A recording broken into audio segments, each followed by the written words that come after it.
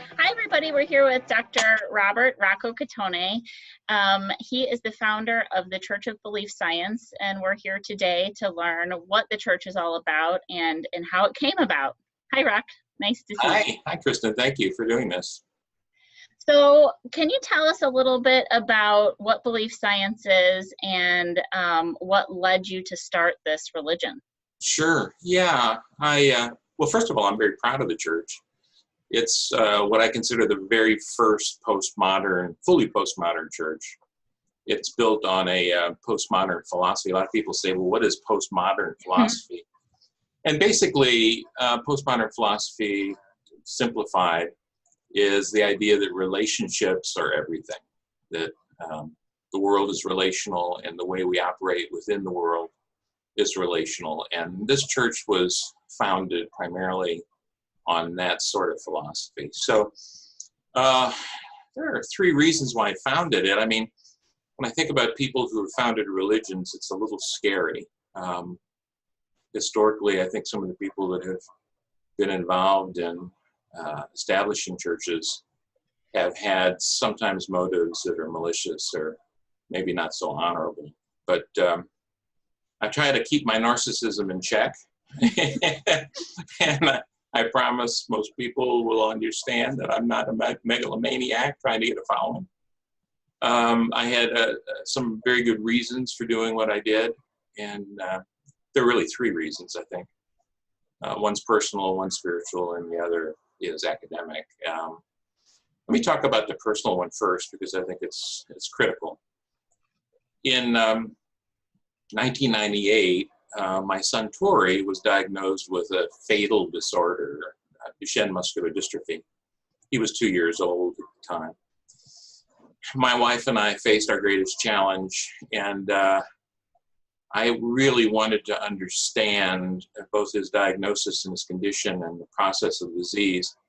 And importantly, I wanted to get my head together about what I believed in terms of religion and spirituality, because I knew at that moment of his death that I would be challenged as I've never been challenged before. So I delved into the study of religion. I'd left the Catholic Church back in the 70s, quit practicing as a Catholic back then. And although my wife is Catholic, I'm not Catholic, and I promised her when we got married that I would raise the children in the Catholic faith. But I'd left the faith, and I had been experimenting and understanding different sorts of religious philosophies: Taoism, Buddhism, Hinduism, Christianity, Islam. I was enmeshed in studying many other religious traditions, and for me, it was a journey, and it was an important journey for me related to Tori's diagnosis. So I wanted to get my head straight, like I mentioned, and figure out exactly what I did believe. A lot of people can identify with that. Yeah, and we lost Tori in 2017, and I knew that he knew that what I believed, and of course, I was right there with him in terms of his own faith. So personally, there was a very powerful motive, and Tori is really the foundation of the church at some level. Well, you said something there that anybody else just being introduced to this church wouldn't pick up on, but I did. And you said that Tori knew that you were right there with him as far as his beliefs go. And that is one of the basic tenets of this church, is that whatever anybody else believes, as long as they're not harming other humans, it's fine.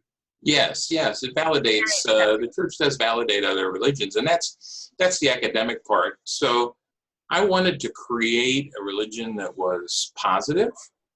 I wanted to create a religion that was coherent, and I wanted a religion that honored relationships, because I'm a relational theorist as an academic, and I've devoted my life to helping others through couples and family therapy and relationship counseling. And so I wanted to establish as clear-cut a coherent relationship philosophy that had a primarily positive undergirding.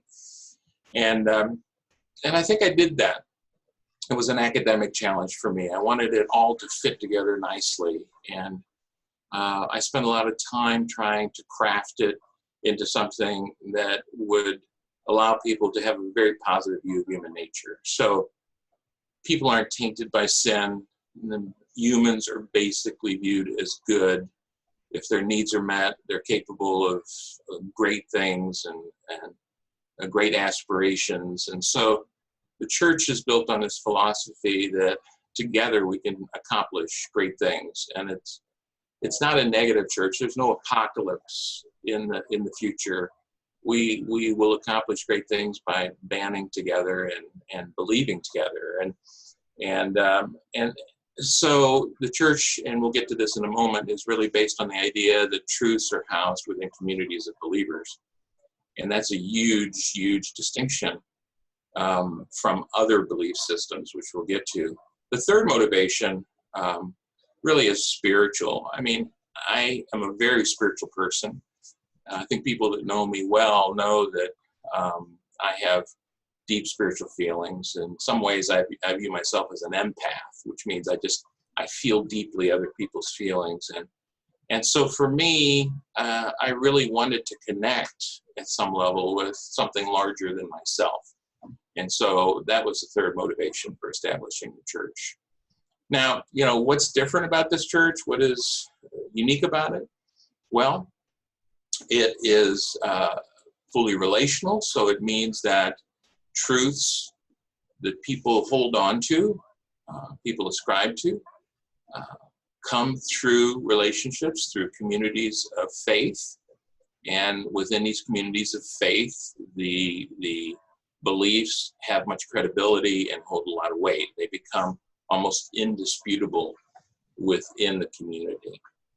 And there is no outside singular truth.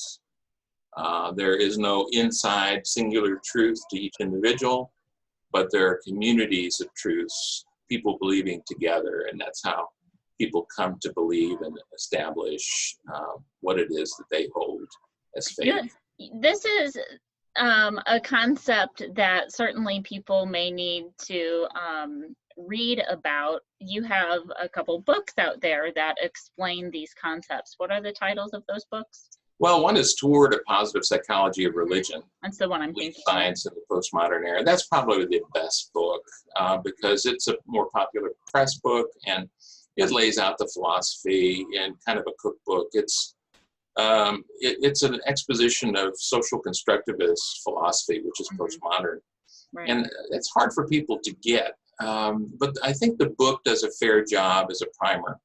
I think so too. Laying out the philosophy. And I think people will be impressed if they read the first few chapters and the last chapters too, because it lays out the philosophy and it addresses issues like the afterlife and things that are critical to us in terms of our belief in life, and our belief in love and loving relations.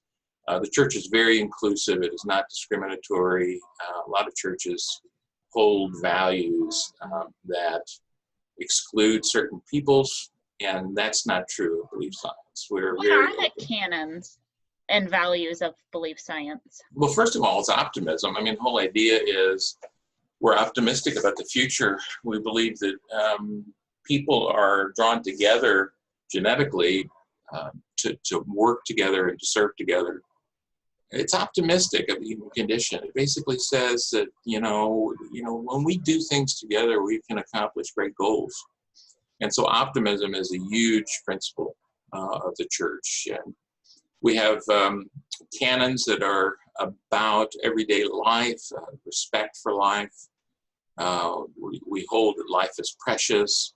We hold that children are precious and need to be protected. There's no idea that children have sin or tainted at birth by sin. The whole idea is they're precious and as perfect as they possibly can be. And we strongly hold in loving relationships, we hold no prejudice against love in any form. And that's a powerful standard that I think is important for all of us. We try not to be aggressive. We're conscientious objectors to any kind of aggressive, harmful acts. And so basically we're trying to do good, trying to avoid harm. We have respect for learning. We're based on an academic philosophy, so we certainly appreciate thinking and sharing ideas. Mm-hmm. Those are prominent in our philosophy. Those are a few of the major principles. Yeah. I think some of the big ones, of course, Of course. So how would one practice as a belief scientist? Well, there are three ways. There's so many crazy cults out there that I wanted to make sure that this was the anti-cult. And what I mean by that is I want people to feel like they can include themselves in the church at a participatory level. So we have assemblies. In fact, my African friends and members in the continent of Africa, primarily in Kenya, are establishing the first assembly in Kenya. There are 7 priests operating on the African continent, and they're establishing the first assembly, and they're going to do it around Christian principles. And so assemblies can be formed around any religious principles, and people can attend those kinds of services. They can attend services that are very Christian-like. You can practice as a Buddhist. You can practice as you can practice from a Jewish tradition or an Islamic tradition. So there are really no limits in terms of how people come together to practice. They have much freedom. So assemblies can be formed. In St. Louis, we have a comparative religion assembly. So we get together and we visit different types of religious sites and try to learn about different religions. So there's great freedom in how one practices. One can practice like a Buddhist with a mentor. One can join an assembly if there's an assembly consistent with the person's interest. You can even be a belief scientist and attend other religious services. Like I mentioned earlier, my wife is Catholic, and I agreed to raise our children as Catholic. And so I attend Catholic services, and I do it as a belief scientist. So I don't infringe on anything related to their doctrine. I don't take communion, for instance. But I do go and practice with my family, and for me, it's a way of connecting to that community. It sounds really beautiful. So if people are watching this, have questions, or would like to get in contact with the church, how would you suggest that they do that? Well, I think the best way is to look at the website, which is churchofbeliefscience.org. Mm-hmm. And www.churchofbeliefscience.org. Yeah. There's an email address there, and I do try and respond to the emails. And so that would be the first place to start. We have a Facebook page. I think reading the book, Toward a Positive Psychology of Religion, would be a very good start. And, I agree with you. Might help people get an understanding of the church. And we certainly want people to join, and we want people to become ministers. We call them priests. Mm-hmm. If people can become a priest, which basically is a teacher of doctrine. We don't employ the priest, but we do certify them as teachers of the doctrine. And so we're always looking for people who have an interest in professing this faith and in communicating the message to others. Well, thank you so much, Dr. Cottone, for creating this beautiful religion and opportunity for people to conceptualize humanity in a different way. Well, thank you, Kristen. I appreciate it. I very much appreciate it. Okay. Thank you so much. All right. Bye-bye.